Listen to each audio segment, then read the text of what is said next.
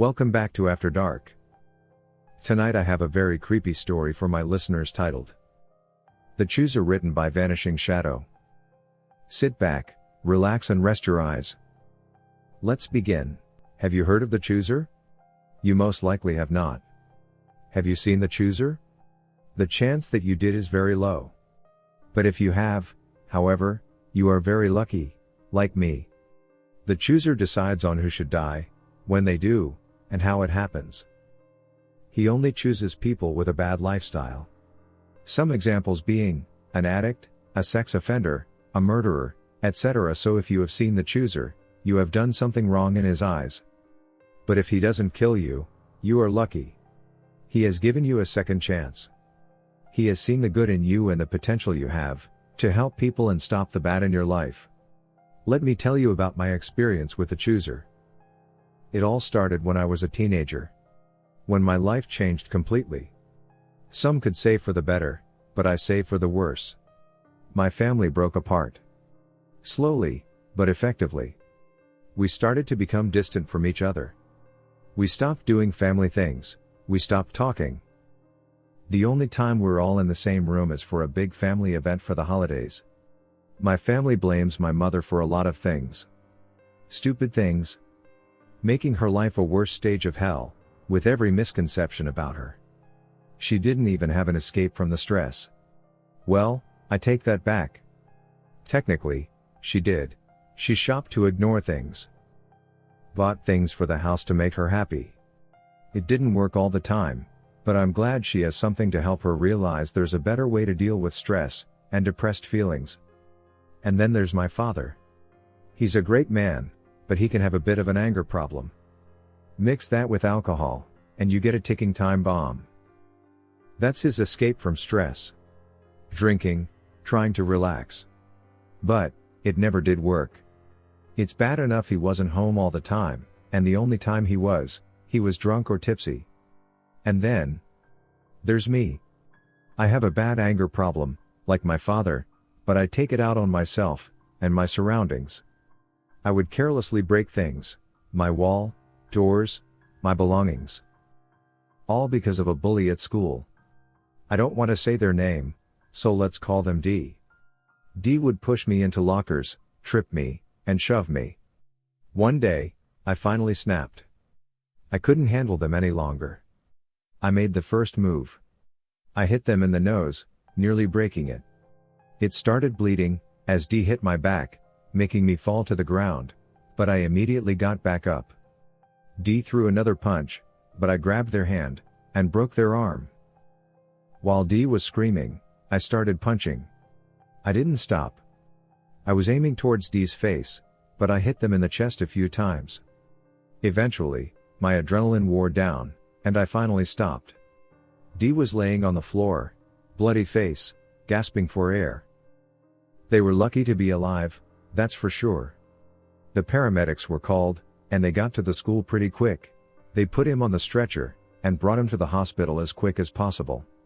I, with my blood-covered hands, went to the bathroom to clean myself up. I washed off all of the blood and threw water on my face. When I looked in the mirror, I saw a tall, demon-like monster standing directly behind me. I turned around, but nothing was there. I walked out of the bathroom to be greeted with cops talking to my assistant principal, and witnesses of the scene. My mother was there, with the mother of D, talking to an officer. I took a deep breath and walked towards them. The officer turned and looked at me, and told me that I was free to go, because all of the witnesses say I was defending myself, and D's mother isn't pressing charges. I was amazed at this point. I'm not being punished, when obviously I swung first. So I spoke up. I was honest, and told the officer I swung first. But he just nodded and went on about how D was pushing me into lockers. He said he appreciated my honesty, and let me go. Me and my mom went to the car and went home. A week went by before another experience with the demonic monster. I was walking down the street to meet a friend. I had seen a kid and his dad outside their house arguing about something. I think it was candy? I'm not sure. But that's besides the point.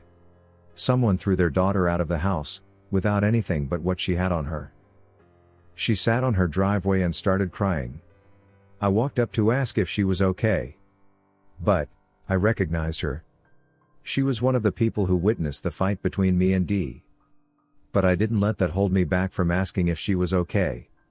When I did, she looked up at me. She had a black eye. She didn't say anything, and put her head back between her arms. I asked her what happened, and she said she got in a fight with her dad, and he kicked her out. Your dad hit you? I asked. No, she said, it's nothing. It was obvious she didn't want to talk about it. Do you want to stay at my house, until you get things handled? I asked politely. She looked up at me, and said, "You'd do that for me? We just met." "Yeah, it's not a problem at all," I replied. "You can stay in the guest bedroom until everything's sorted out." She got up and thanked me. I told her I was going to meet a friend before I started talking to her, and asked if she wanted to come along, but she said she'd rather rest. So, I brought her to my house, and told my mom what's going on. My mom said it was okay, and I led my new friend to the guest bedroom. "What's your name?" I asked. "Carly," she replied. "That's a nice name," I said. "My name's Josh." I then told her that I'll stay here with her, and keep her company. So I sent a text to my friend, saying I wouldn't be meeting him today. He didn't say anything back, so I'm sure he's a bit mad.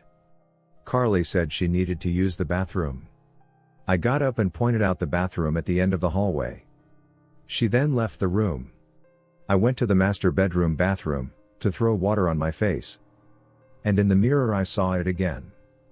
But I didn't turn around this time. I stared at it, learning its features. It started walking towards me, and stopped directly behind me. It looked down at me and it spoke. It had a deep muffled growl-like voice. It said, "You." I blacked out and fell to the floor. I woke up in a dark room. I was obviously dreaming. I slowly stood up and I started to look around. I didn't see anything. All I could see was what the light above me was making visible. The rest was darkness. Nothingness. I felt a cold breeze in the room. I looked around, but there was nothing. I started shivering, as it got colder and colder. Then something broke the silence. I heard the monster's voice. It asked me, "Do you like this place?" I looked around, but didn't see it. "It's too dark," I replied. The room filled up with light. On the walls were pictures of everything I've done wrong in my life. "I watch everything," it said. "That's kinda creepy," I replied. "Not just you, Joshua. I watch all. I know all evil deeds done by mankind." I was in shock, scared to move. "What's wrong?" it asked. "What do you want from me? Why do I keep seeing you?" I asked in disbelief. It came out of nowhere from behind me, and walked in front of me. "I have chosen you. I will choose when you die and how you die. You have done nothing good for humanity." I was staring at it, speechless. I finally spoke up, "I'm helping that girl," I exclaimed. "But you left your friend when you promised you would meet them. You have no loyalty," it said, staring at me in the eyes. I just stood there, staring into the eyes of what's going to decide my fate. "You're right," I said, "I have no loyalty. I haven't helped humanity in any way. I'm going nowhere with my life, just kill me now." "Do it," I said. "Do it, damn it," I screamed. It wasn't fazed by me. It backed away a few feet, not losing eye contact, and he disappeared. I woke up from my dream, in my bed. I had to be asleep for at least a few hours. I got out of bed and went into the guest bedroom to check on Carly, but she wasn't there, so I went into the living room, and saw that her and my mom were eating dinner. "How you feeling, Carly?" I asked. She turned to me. "Better," she said. You passed out." I sat at the chair across from her. "I'm fine besides a weird dream." "What did you dream about?" my mom asked. "Just this weird thing. like something was going to choose my fate. It's hard to explain. My mom shrugged her shoulders and went back to eating. Carly was staring at me, shocked. "Can I talk to you?" she asked me. "Sure," I replied. She walked into the guest bedroom and I followed her. When we got into the room, I closed the door, and asked, "What's up?" She sat on the bed, silent for a moment. "Did you dream about a monster?" she asked, "in a room, with pictures of what you've done wrong throughout your life?" I was standing there, speechless. But I finally replied with, "Yes. Yes, I did." She stood up and told me she's been doing research on this monster, saying it's a reported thing and it goes by the chooser. She says she knows how to stop it.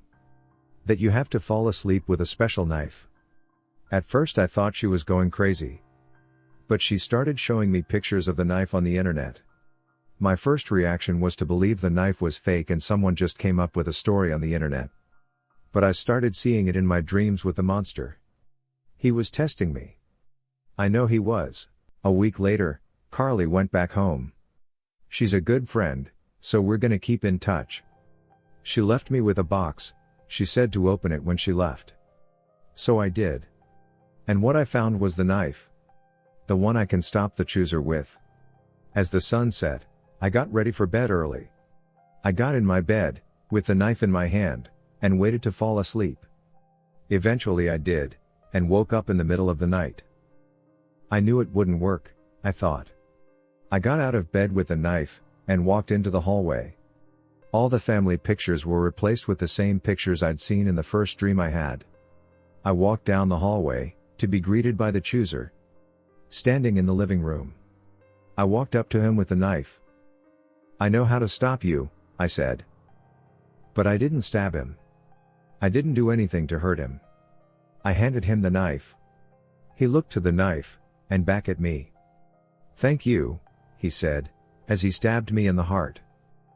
I immediately woke up, the knife missing. I lifted up my shirt, and I had a scar on my chest from the knife. I walked into the bathroom to see that my reflection wasn't me anymore. It was the monster. I am the monster. I have always been the monster. Thank you for tuning in to another episode of After Dark. If you enjoyed this creepypasta, please tap that subscribe button below. It helps our channel to grow and allows us to continue making new content. Thank you.